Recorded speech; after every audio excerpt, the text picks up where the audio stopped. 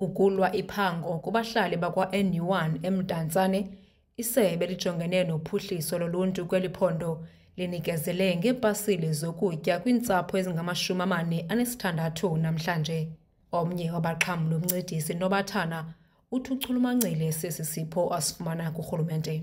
Ndiyavuya urhulumente xa yasenzela ngolu hlobo, asiphe ukutya sitye uba siyasokola.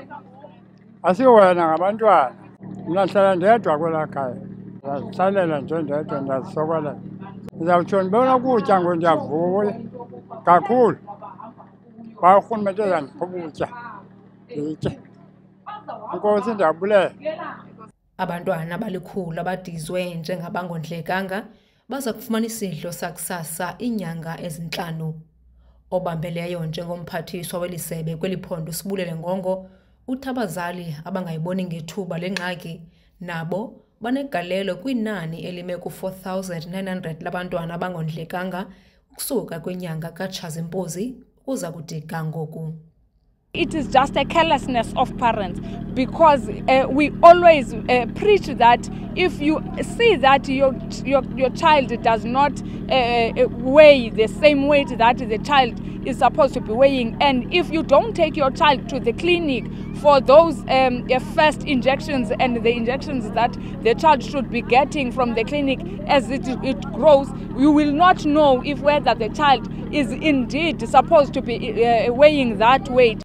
Eli sebe lisebenzisene namasebe ohlukeneyo kuquka isebe lezekhaya kunye nesebe lezempilo ukuzisa iinkonzo ezingundoqo kubahlali bale ndawo. Uluntu lungene kula magumbi luye kufuna uncedo lwahlukeneyo. uNgongo uthi le nkqubo yenzelwe ukuzisa iinkonzo kwabo bangathathi ntweni.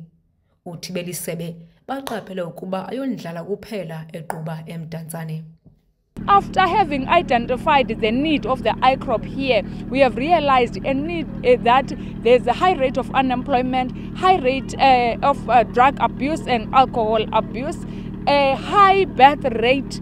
Hence, you are seeing the Department of Health track providing the services there. There's also a various number of contraceptives that are provided. Le nkqubo yinxalenye yezinye ezingama-50 eziqhubeka kwiphondo leMpuma Kapa ukukhawulelana nezidingo zoluntu.